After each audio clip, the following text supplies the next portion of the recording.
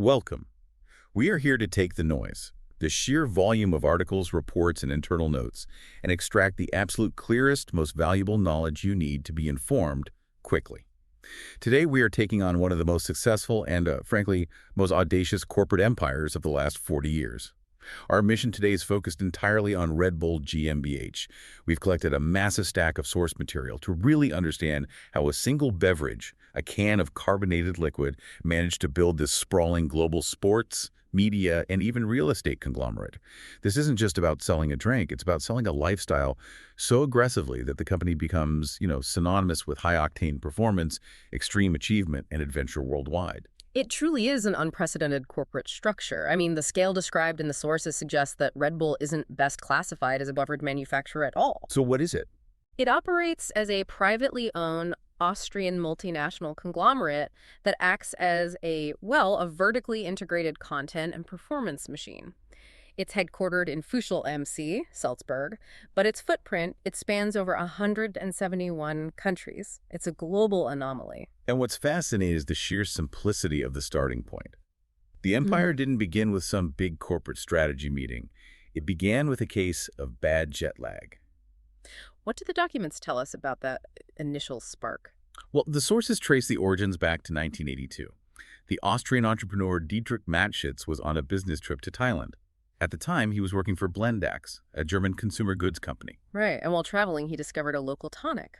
That tonic was Krating Dang, produced by a Thai entrepreneur named Chelio Yovidia. And Mateschitz immediately recognized its potential. The anecdote suggests he found that Krating Dang effectively helped relieve his severe jet lag. Exactly. So he wasn't just finding a new drink, he was discovering a solution to a modern global problem. That recognition of its commercial viability for a Western market, this whole concept of energy and alertness, is what led directly to the partnership. Precisely. And that led to the subsequent founding of Red Bull GmbH in 1984. Okay, let's unpack that foundational moment in 1984, because the way the company was structured legally, it really laid the groundwork for everything that followed. It wasn't a simple 50-50 deal. No, the agreement was quite meticulous for a startup. Both Mateschitz and Chelio Yovidia contributed $500,000 as seed money. And they each received a 49% ownership stake. Yes, ensuring joint control. The remaining 2% was allocated to Chelio Yovidia, Chelio's son. And this is the critical detail. Yeah. While ownership was split, Mateschitz was put in charge of management, and most importantly, he was given complete control over the entire global marketing strategy. Which, in a company where the marketing is the product, essentially gave him the steering wheel for all future growth. That control was immediately necessary, wasn't it? Because the original product, Krating Dang, it just wasn't suitable for the European consumer palate. Not at all. It was much sweeter, and it lacked that, the visual appeal of carbonation. So the sources highlight a crucial 3-year reformulation period. Yes, between 1984 and 1987. We often forget that this was essentially a total product development cycle.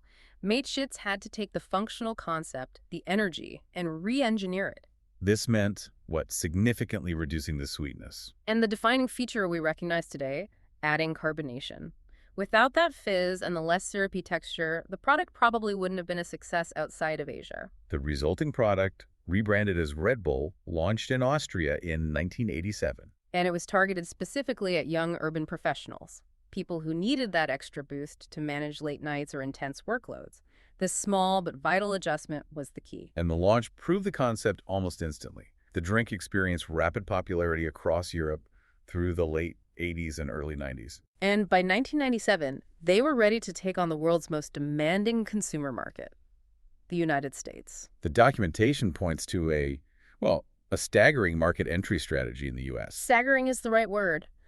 Upon its launch in 1997, Red Bull captured roughly 75% of the American energy drink market within its very first year. 75%. That's not achieved through traditional television ads. No, it was through targeted, disruptive, and highly visible branding, which I'm sure we'll get into. Capturing that much market share that quickly in a country the size of the U.S. is a logistical and marketing marvel. It meant they didn't just compete in a category. They defined a new category entirely. And today, the sheer scale confirms the dominance of this model. Absolutely. By 2022, Red Bull was distributing to over 171 countries. They sold more than 11.5 billion cans worldwide that year. That confirms its position as the most consumed energy drink on the planet. And that consumption is the financial engine for everything else. And that success generated phenomenal wealth for the founding partners. The sources note that by 2012, both Mateschitz and Uvizia, before he passed away, had personal net worths estimated by Forbes to exceed $5.3 billion each. It's incredible. That's what a can of fizzy liquid backed by relentless marketing can achieve. The current financial footprint sustains the scale of their global operations. Right. In fiscal year 2024, the company reported revenue of over 11 billion euros and employed nearly 16,000 people worldwide in 2022. It's a multi-billion euro apparatus. Now, while the flagship product is the massive revenue generator, we should probably note the company's diversification attempts. They haven't put all their eggs in one carbonated basket. No, they've experimented in several areas, some of them quite surprising. They produced Simply Cola, which was aimed at a more natural cola market. And the Carpe Diem range of herbal soft drinks. Right. They also dipped into alcoholic beverages with the Sabai wine spritzer in partnership with Siam Winery in Thailand. And perhaps most tellingly, in 2018, they launched the Organics by Red Bull line. What stands out about this organic range? The key thing is that many of the drinks are entirely non-caffeinated. Which is a move that indicates their strategy is less about the energy content itself and more about the premium, active lifestyle branding. Exactly. By attaching the Red Bull name to a line of clean, organic soft drinks, they are essentially trying to capture a share of the wellness market. It's a hedge against dependency on just the energy drink category. The moment we step away from the can itself and into the marketing, we transition from a beverage company to, well, a culture architect.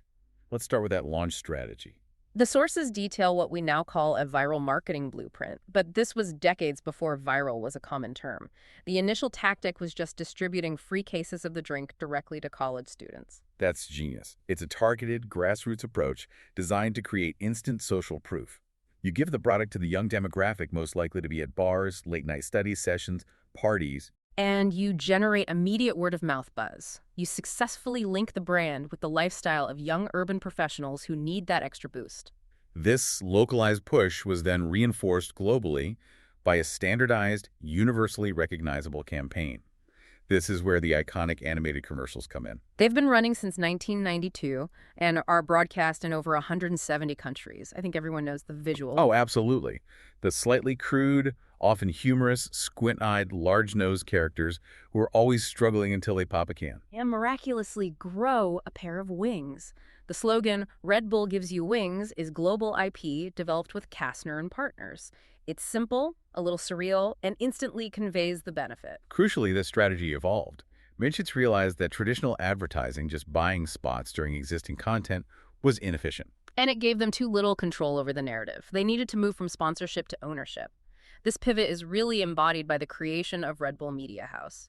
RBMH. This is the mechanism by which Red Bull transformed itself into a specialized media organization. For you, the listener, RBMH is the perfect example of vertical integration in branding. Exactly. Instead of paying ESPN or NBC for a commercial slot, Red Bull funds and produces its own extreme sports documentary or a rock climbing competition or a feature on a Formula One car design. So they own the content from start to finish. This saves them massive advertising costs and ensures total narrative control. And it allows them to constantly reinforce the gives you wings message with real-world, high-performance visual evidence. And they became a serious, diversified publisher, which is remarkable in the age of digital migration. What kind of magazines did they actually produce? It seems almost counterintuitive. It's highly strategic because it allows them to enter specific cultural niches. The sources list several key titles. There's the Red Bulletin, their flagship lifestyle magazine. Right, focusing on high-performance individuals. Then you have Service, which covers softer topics like food, health, and gardening, targeting a totally different demographic. And they go even broader, showing an intellectual curiosity in their content. Terra Mater is focused on nature, science, history. Bergwalten specializes in alpinism and mountain culture. And finally, Seitenblick is dedicated to celebrities and entertainment. They have a publishing division that covers almost every leisure pursuit imaginable. And the RBMH ecosystem extends far beyond print. Oh, it encompasses Red Bull TV, Red Bull Photography, Benevento Publishing, and Service TV. Think about the operational efficiency. When a Red Bull athlete breaks a world record, The company's photographers are there, the videographers are there, and the story is immediately published in the Red Bulletin and broadcast on Red Bull TV. It is a completely closed-loop, self-sustaining content factory. That control extends deep into the music and arts world, ensuring they remain culturally relevant. In the music industry, they established Red Bull Records in 2007. And beyond just the label, they maintain the Red Bull studio recording facility. They've also leveraged cultural events. For instance, they organize and sponsor the Red Bull Batalla de los Gallos. The battle rap competitions. Yes, high-profile competitions across Spanish-speaking nations. This taps directly into a massive, enthusiastic cultural movement. They are essentially acting as talent scouts and startup accelerators for culture. They launched the talent development program Red Bull Sound Select. And the Red Bull Amplifier, which was designed to assist digital startups by connecting them with the vast Red Bull audience and event network.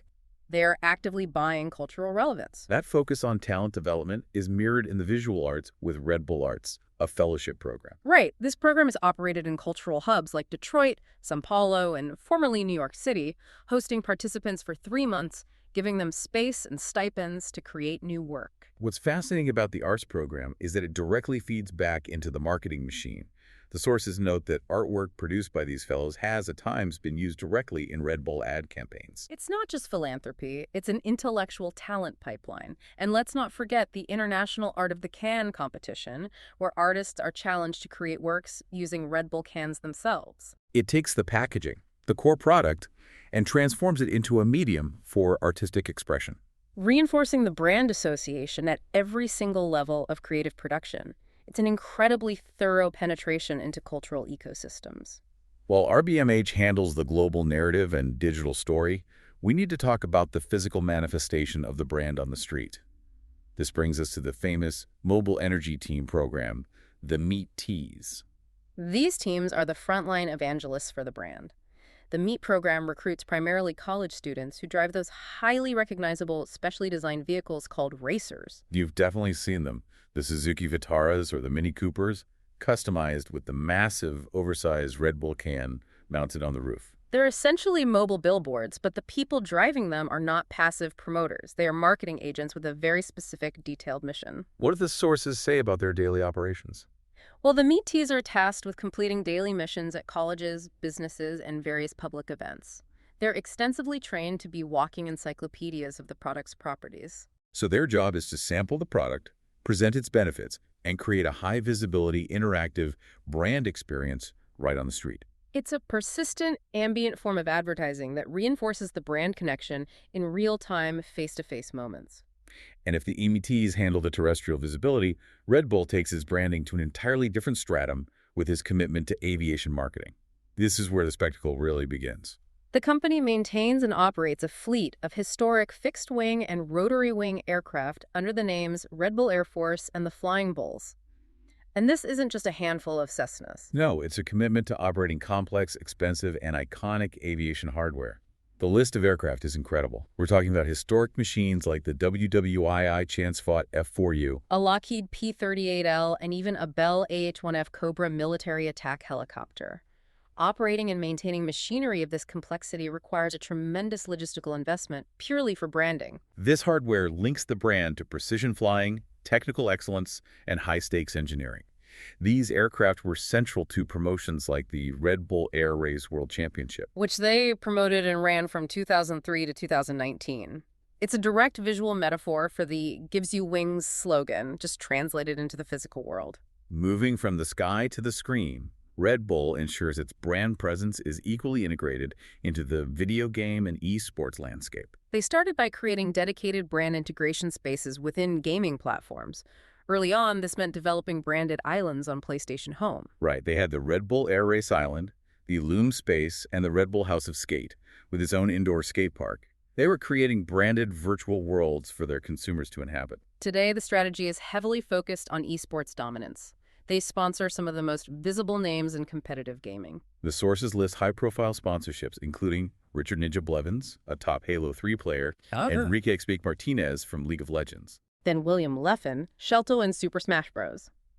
This shows diversity across multiple major competitive titles. And the team sponsorships are just as impactful. They back globally dominant teams like the Dota 2 champions OG. Along with G2 Esports, Cloud9, and the record 5-time League of Legends World Champions T1. What's fascinating is how this digital presence connects back to the F1 empire. Red Bull has total commitment to the virtual racing sphere through the Formula One esports series. Absolutely. They secured the Drivers' Championship in 9 consecutive seasons from 2016 through 2024 and the 2025 title. They also won the Constructors' Championship in 2019, 2020, and 2025. It's a complete mirroring of their real-world racing strategy, ensuring they dominate both the physical and the simulated track. This brings us to the core of the Red Bull identity, global sport, which has been its primary advertising vehicle since 1989. The scale is staggering. By 2016, the company sponsored over 750 individual athletes and over a dozen major teams, stretching from cliff diving to basketball. The initial focus was on motorsports and extreme sports, aligning perfectly with a high-energy, risk-taking image. But the ultimate statement of intent was their entry into Formula One. Let's detail the F1 timeline, as it shows their patient, strategic climb. They began with a sponsorship of the Swiss team Sauber in 1995. But the decisive step came in late 2004 when they purchased the Jaguar F1 team, rebranding it as Red Bull Racing for the 2005 season. And this is where the strategy became truly unique. The following year, in 2006, they didn't just operate one team, they established a crucial second team. They purchased the Minardi team, which became Scuderia Toro Rosso, Italian for Team Red Bull. This team has subsequently been renamed Scuderia AlphaTauri and is currently known as Racing Bulls. And that two-team structure is often cited as the brilliance behind the Red Bull driver pipeline. It acts as an internal high-pressure talent incubator. The sources mention former Red Bull team principal Christian Horner, highlighting that all the drivers at Racing Bulls are Red Bull contracted drivers. It's an aggressive, mandatory training ground. Drivers move up through the junior ranks, often competing in the Red Bull junior team structure, and then face intense scrutiny at Racing Bulls. This system ensures that when they promote a driver to Red Bull Racing, that driver is already fully integrated into the corporate culture and competition ethos. It eliminates risk. And the results just speak for themselves. Red Bull Racing has been consistently dominant, winning the Constructors' Championship 6 times. 4 consecutive titles from 2010 to 2013, and then again in 2022 and 2023. And their drivers, Sebastian Vettel and Max Verstappen, have secured 8 World Drivers' Championships between them. This success is often directly attributed to the engineering brilliance of Chief Technical Officer Adrian Newey. His designs are not just fast, they are fundamentally disruptive. For an audience that follows F1, the sheer dominance of the RB19 designed by Newey is the perfect metric.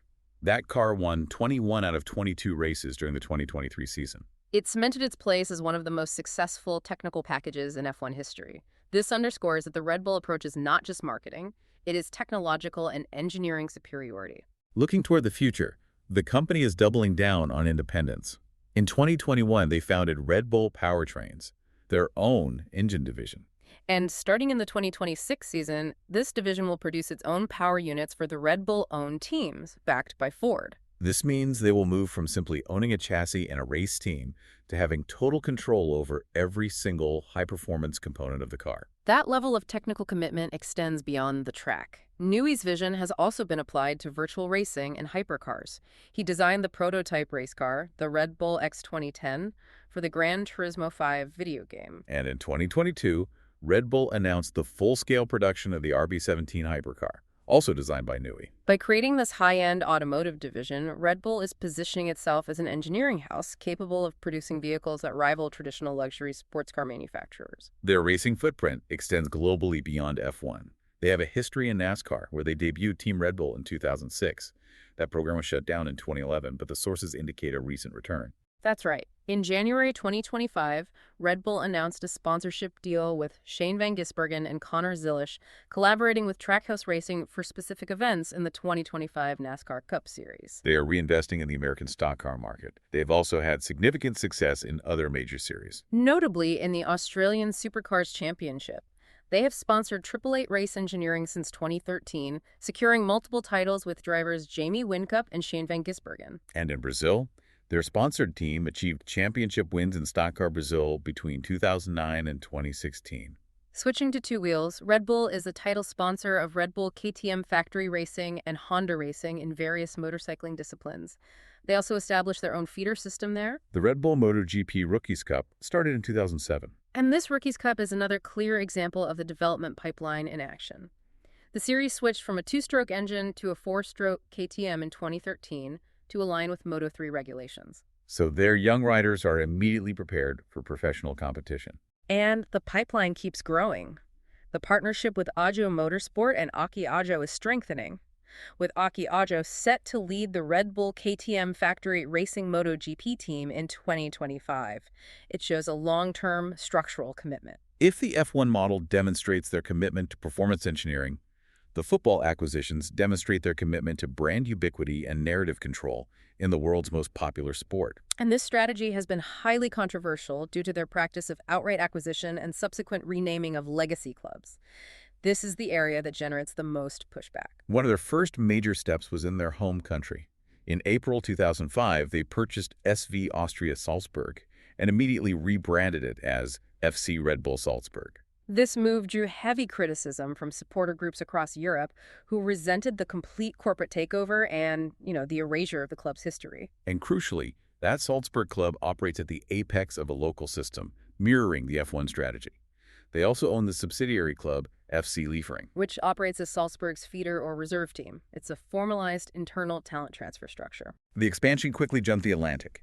In the U.S., they purchased the Metro Stars in 2005, renaming them the New York Red Bulls. And the commitment went beyond just the team. The company financed their new stadium, known today as Sports Illustrated Stadium. Stadium ownership is a key piece of control. And the U.S. move allowed them to make high-profile global signings designed to maximize visibility. The sources highlight the acquisition of legendary footballer Thierry Henry in 2010. A clear example of using star power to accelerate brand recognition in the MLS. In South America, the strategy evolved slightly. After establishing the lower division Red Bull Brazil in 2007, they pivoted in 2019. They bought the Serie B club Clube Atlético Bragantino and renamed it Red Bull Bragantino. This proved strategically effective. They quickly won the Serie B title in 2019, securing promotion. But the most structurally disruptive acquisition is certainly in Germany with RB Leipzig. In 2009, they bought the license of a fifth division club, SSV Markranstädt. We should pause here and detail the regulatory workaround. Yes, German football operates under the famous 50+1 rule, which mandates that members or fans must hold a majority of the voting rights. This rule is designed to protect club tradition. The sources explicitly detail the ingenious workaround Red Bull devised.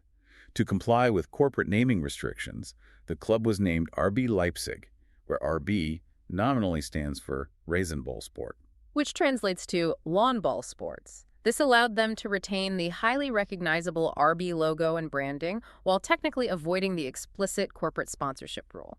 This tactic was met with immediate and significant fan protest across Germany. Traditional German fan bases viewed it as undermining the spirit of the rule and introducing rampant commercialism. Despite the controversy, their success was rapid. They achieved Bundesliga status within 7 seasons, faster than their 10-year goal, and quickly earned Champions League berths, even reaching the semifinals in 2020. The investment clearly delivered elite performance, regardless of the cultural cost. And the global appetite for club acquisition is not slowing down. In May 2024, Red Bull purchased a minority ownership stake in Leeds United, a historically significant English club. And they became their principal shirt sponsor. They're also moving into Asia, signaling a new regional focus. In August 2024, they completed the takeover of the Japanese side Omiya Ardisha, their first club acquisition in the Asian market. And looking ahead, their investment portfolio continues to diversify across Europe. In October 2024, they announced plans to purchase a future minority stake in Paris FC. And in January 2025, they became the main sponsors of major Spanish club Atletico de Madrid until 2027. We should also note their existing presence as sponsors of several other Premier League clubs, including Newcastle United, West Ham, Crystal Palace, and Everton. They are effectively staking a claim across the top tiers of European football, often simultaneously owning teams, owning infrastructure, and sponsoring competitors. Let's shift to ice hockey, which is one of their earliest sports investments. The very first team they ever sponsored was EC Salzburg, way back in the 1987-88 season. That initial relationship developed into outright ownership. They acquired the club and renamed it EC Red Bull Salzburg in 2000.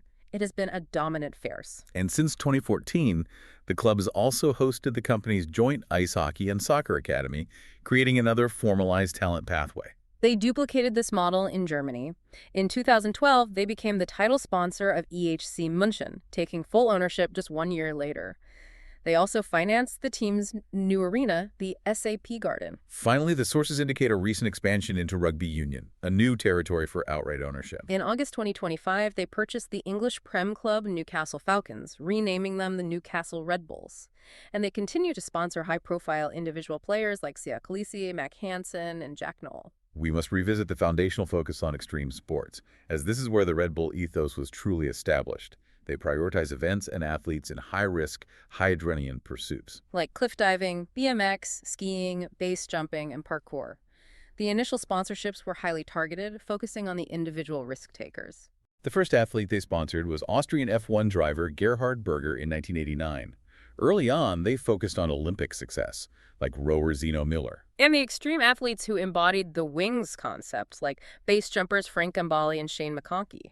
This targeted focus expanded significantly in the 2010s to include athletes from much more mainstream, mass-market sports. Yes, the list includes tennis star Dominic Thiem, Brazilian skateboarder Leticia Buffoni, American skier Lindsey Vonn, and even MLB player Chris Bryant. The genius of Red Bull is the signature events they created or owned entirely. These events are proprietary content generation vehicles. Exactly, designed from the ground up to be visual spectacles amplified by RBMH, take Flug Tag or Flight Day. This competition involves homemade, human-powered flying machines being launched off a 10-meter ramp into water. The outcome is often humorous chaos, which generates unforgettable, shareable visual content for their media channels. Similarly, the Red Bull soapbox race transforms the traditional amateur derby into a high-production media event. Then there is Red Bull Crashed Ice, which is a world tour for ice cross downhill. They take an existing skill skating and place it in an extreme, high-production, high-stakes environment. One of their most significant initiatives, which also provides a layer of philanthropic credibility, is the Wings for Life World Run. The company covers all the organizational costs for this global running event. This commitment ensures that 100% of all entry fees paid by participants directly benefit the nonprofit Wings for Life Foundation, which is dedicated to spinal cord injury research. This connects the brand to a massive global charitable effort, providing a narrative counterpoint to the extreme risk activities. Beyond individual events, we see continued involvement in niche team sports like 3x3 basketball and sponsorship of professional teams like the Los Angeles Clippers. And most recently, they acquired a majority share in a major cycling team. In January 2024, Red Bull purchased a 51% controlling interest in the professional road cycling team Bora Hansgrohe. This signals their commitment to owning and controlling the performance structure across elite road cycling, ensuring they are dominant in yet another key global sport. We have dissected a massive, multi-sector organization today, moving from a humble jet lag remedy to a global authority in media, motorsports, and cultural events. Before we synthesize the underlying business model, let's quickly review the championship results. The raw volume of silverware achieved by Red Bull-owned teams confirms the effectiveness of their strategy. The numbers are extraordinary. In Formula One alone, since 2010, they have amassed 8 World Drivers' Championships and 6 World Constructors' Championships. In football, the domination is localized but absolute. FC Red Bull Salzburg has won 14 Austrian Bundesliga titles and 9 Austrian Cup titles. In the U.S., the New York Red Bulls have secured the Supporters' Shield 3 times. And despite their youth, RB Leipzig has already claimed significant German titles, including 2 DFB Pokals and 1 DFL Super Cup. And Red Bull Bragantino secured the Serie B title shortly after its acquisition. In ice hockey, the consistent pattern of success holds true, with both Salzburg and Munich holding multiple league titles. What all this data points toward is the singular findom from the source material. Red Bull is unique in that its entire identity is built around the content it creates and the teams and athletes it owns. They have fundamentally moved past the traditional sponsorship model. The high-performance marketing is the central product of the company. Which means every single investment, the magazines, the F1 engine factory, the costly historic aircraft, the Japanese football club, serves a unified, single purpose. Positioning the brand as synonymous with an active, energetic, high-performance global lifestyle. They aren't selling caffeine. They are selling the very idea of having wings. And this scale of unified vertical integration in professional sport requires an elaborate tiered structure. The network of 4 contracted F1 drivers, the feeder clubs like FC Liefering for Salzburg, and the simultaneous acquisition and sponsorship strategies across multiple sports. The question for you to consider is this. When a brand owns teams from the pinnacle of Formula One down to 5th-tier German football licenses and manages every piece of media created by those assets, does this unified system of corporate acquisition and rebranding fundamentally change the competitive nature of professional sport itself? Thanks for listening.